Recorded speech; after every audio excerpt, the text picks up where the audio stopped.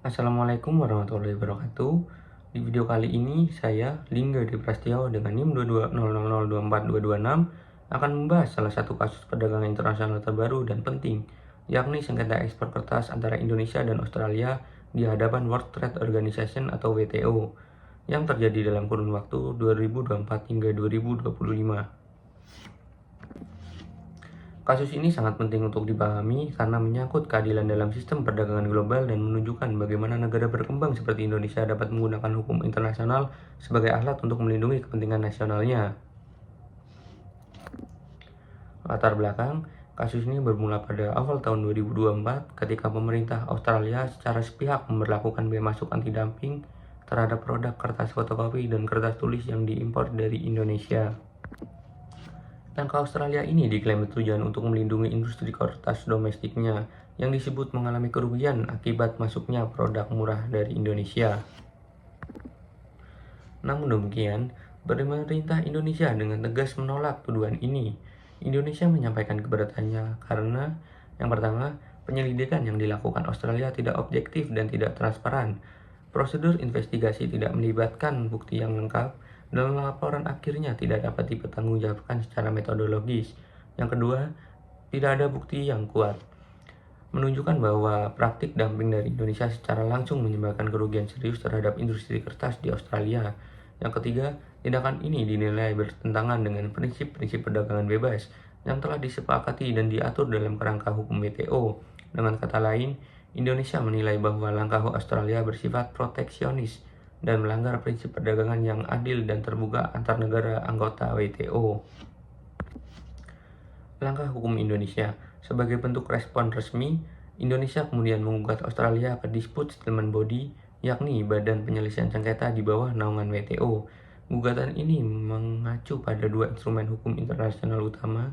Yang pertama, Anti-Dumping Agreement dan pasal 6 dari GATT 1994.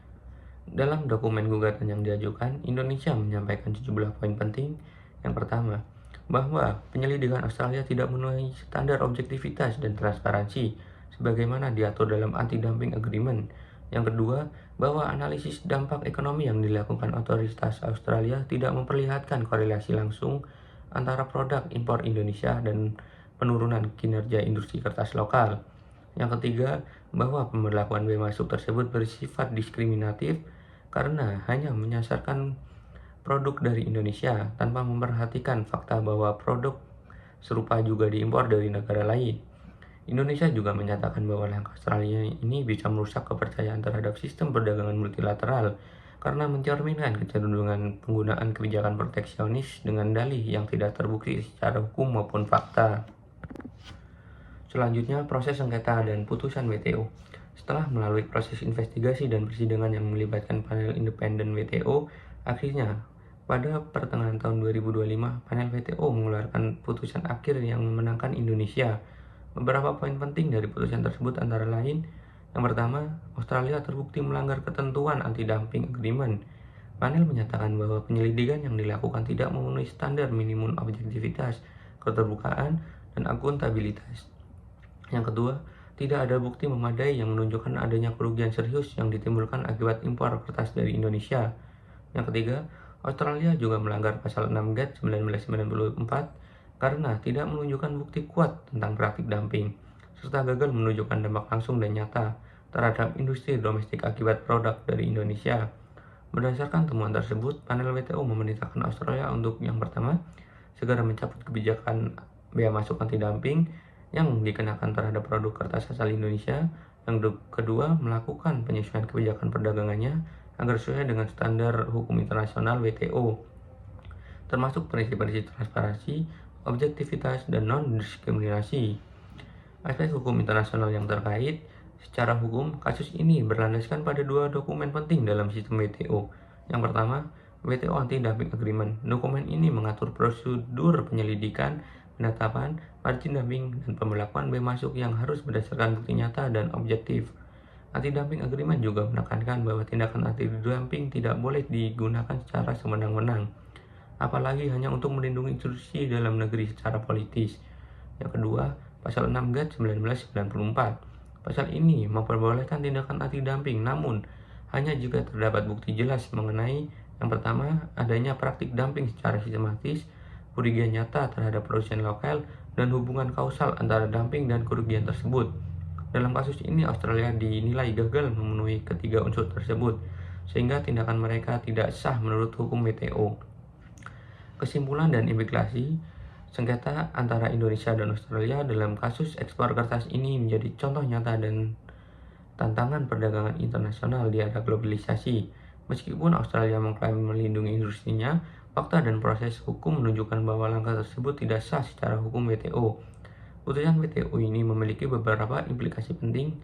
Yang pertama, menegaskan bahwa negara berkembang seperti Indonesia memiliki hak dan kekuatan hukum untuk menantang kebijakan proteksionis negara maju melalui mekanisme internasional yang adil.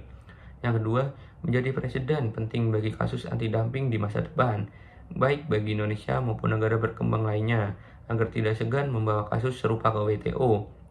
Yang ketiga, menguatkan posisi hukum dan diplomasi Indonesia dalam sistem perdagangan global, sekaligus menunjukkan kapasitas Indonesia dalam memanfaatkan instrumen hukum internasional yang secara efektif. Yang keempat, mendorong reformasi kebijakan perdagangan di negara-negara maju agar lebih transparan, berbasis bukti, dan tidak digunakan semata-mata untuk melindungi industri lokal dari persaingan yang sah.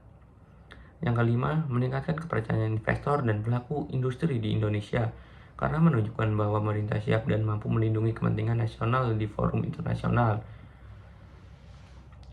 Dengan kemenangan ini, Indonesia tidak hanya berhasil melindungi ekspornya dari hambatan perdagangan, tetapi juga memperkuat akredibilasinya sebagai negara yang taat hukum, aktif, dan konstruktif dalam sistem perdagangan multilateral.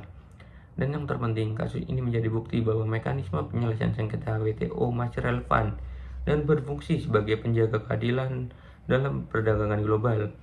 Terima kasih telah menyimak video ini. Sampai jumpa di pembahasan kasus internasional lainnya. Saya Lingga Diversio dengan ini mengucapkan undur diri. Wassalamualaikum warahmatullahi wabarakatuh.